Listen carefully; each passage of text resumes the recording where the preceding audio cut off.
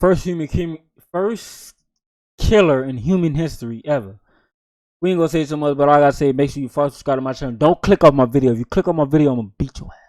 Let's get right into it. In 2013, scientists discovered a very unusual find in the Spanish cave of Cima de los Huesos, or Pit of the Bones. What they found were human remains. What was so unusual about this was primarily its location. After all, the cave is located at a depth of 43 feet, or 13 meters. It's too deep to be inhabited by humans. There were also no signs that the cave was used as a burial place. After some time, it became clear this find was evidence of the very first murder. So wait. So them actually like human shits, bro. Like, come on. I wonder who was the first person ever murdered on Earth. History. At least the first case known to science to date. What guided the first murderer on Earth, and what made the circumstances of this crime unusually strange? At the dawn of scientific research, there were two opposing points of view on the nature of man. On the one hand was Thomas Hobbes, who suggested that the nature of Homo sapiens is extremely violent, and the entire evolutionary development of mankind is a war. So this had to be like before. Okay, so it was dinosaurs first, and then human came on. So it had to be around that time, if not a little bit after, I'm thinking. Of all against all. On the other hand, there was Jean-Jacques Rousseau, who believed that human civilization was built on cooperation and the desire to be a full member of a social group. The debate between these two sides exists to this day. Who is really right, Hobbes or Rousseau? What is the real nature of man? To clarify the case of the corpses discovered in the Spanish. So if it was that man, I wonder who the first. So the first human killer, which is a man, as they say, who was the first human or the first lady killer? Cave. Scientists decided to study the remains in closer detail. They assembled a skull from 52 fragments scattered along the bottom of the cave. They really then determined his age. It turned out that the person the skull belonged to lived approximately 430,000 years ago. And so that's. However, this was not what surprised scientists. How do they know that? Most of the researchers' attention was focused on two fractures above the left eye. They had the same outline and were completely identical. At first, scientists suggested that. How do they know that they didn't find that part yet in that cave, though? Stop pausing the video. The injuries occurred when falling to the bottom of the cave. However, in Cima de los Huesos, there is nothing that could cause such a symmetrical fracture. In addition, no signs of healing were found in the injured area. This means that the injury either caused death or happened posthumously.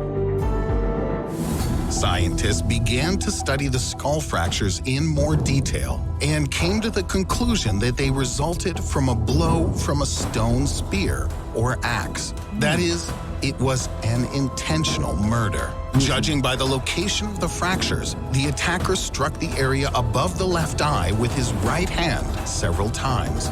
After that, the killer dragged the lifeless body and dropped it to the bottom of the cave of Cima de los Huesos. So, okay, last time. So when he murdered, and they found out he murdered, well, like, was it jail? It wasn't jail back then, but I wonder what happened. Like, could you get away with murder back then, bro? That's what I really want to know. Could you get away with murder back then? However, the murdered man seemed to have been far from the only victim of severe physical violence, because besides him, the remains of another 28 people were found in the cave. No traces of violent death were found on the other skeletons, but scientists are sure that the people were already dead when they were dropped to the bottom of the cave. It's possible that there were several criminals who committed the first ever massacre known to mankind. Or maybe it was some serial maniac. Interesting. It's noteworthy that such a crime occurred at least 130,000 years before the appearance of the first Homo sapiens. The killer, like his victims, belonged to the early species of humans. It could be assumed that only the distant predecessors of Homo sapiens were brutal killers, and the intelligent man is a more peaceful creature. That's how people really look back then. So we really involved for monkeys. I don't believe it. I don't believe it. I don't believe it. This is far from the truth. The first Homo sapiens only continued down the path of violence that their ancestors had initiated. Another discovery only confirms this. During the Second World War, human remains were discovered in the Romanian cave of Sioclovina, among which was also a skull with unusual injuries. These remains were dated to about 33,000 years ago.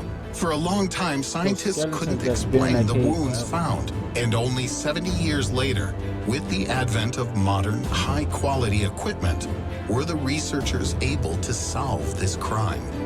Scientists created several molds of the head from a material that mimics the properties of real bones. Then, the experimenters threw it from different heights and also tested various murder weapons, such as a baseball bat and fragments of volcanic stones on the model. The head was hit in two positions: when it rested on a hard surface, in case the victim was lying on the ground at the time of the murder, then also in an upright position, in case the... Welcome to the first day of your exciting career at United Corporations. The victim was standing during the attack. Scientists are now smart. After a series of simulated attacks on the artificial head, scientists compared the data with CT scans of the actual skull. As in the case of the previously suspected killing, there were no signs of healing on the skull. Therefore, the blow most likely caused death.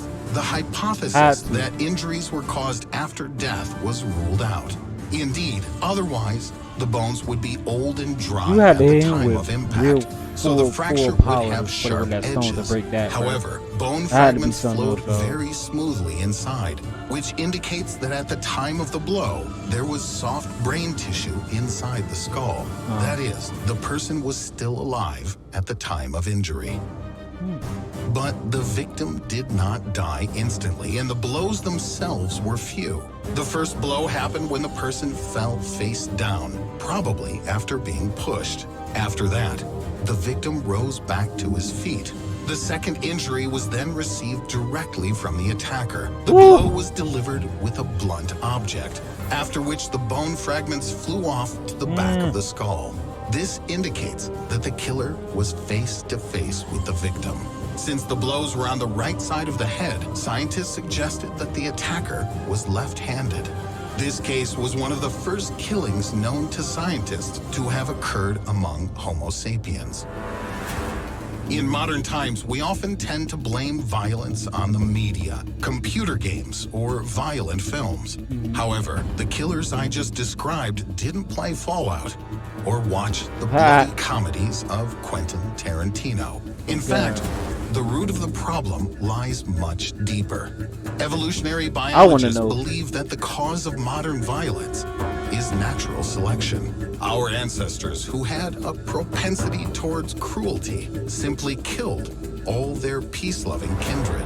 Therefore, only violent people could continue to rule the clan. As a result, the genes responsible for aggression were preserved in the evolutionary development of man, passed on to subsequent generations, and finally reached us. But despite the fact that every person has a tendency towards aggressive behavior, only some of us are capable of real atrocities. Way worse now, bro. The fact is that in addition to aggression, evolution has also endowed us with empathy and sympathy. Since our survival has always depended to a large extent on interaction with other people, the ability to empathize and collaborate allowed for coexistence with our own kind. However, Some are simply devoid of this quality. Bruh, In it's psychiatry, crazy such though, people are bruh. called sociopaths and psychopaths. Because due that's to what a I want to lack know. of Like, did they emotions. get away with Such murder back members of the then, human bro? race Because it seek wasn't no the jail or thrill nothing, of dog. destroying their own kind Now we got or jail hurting and all type of others. stuff. Whether bro. this antisocial The first personality murder, I'm disorder pretty sure he is got away with innate that shit, bro. or is a consequence of the influence of upbringing and the surrounding social environment remains an open question. However, to commit a murder, You it's gotta- not necessary to be a psychopath. It's enough just to have a very close emotional connection with your potential victim. The U.S. Bureau of Statistics data confirms Anybody this. can get According killed. to statistics, about Anybody, 30% of bro. all female murder victims suffered their fate at the hands of their own spouses. Woo. Another 18.3% of women are killed by former spouses. Only 8.7% of murdered women are victims of strangers. This is because That's in hurt. emotionally charged situations, people often act impulsively and irrationally, which can just get lead so to irritated, shocking bro. and I can't kill nobody irreversible for me. I'm consequences. sorry. Answering the question live that that I forever. asked at the beginning regarding human nature, we can say with confidence that both statements are true. Human nature can be both destructive and creative. True. Aggression has helped the human race to survive in the adverse conditions of the primitive world and become the dominant species on the planet. At the same time, this ability to collaborate and empathize with others has helped us create oral and written speech, science, art, See, bro, and look, that's culture. just like, okay, if you going to like a store, like a Walmart or something, bro.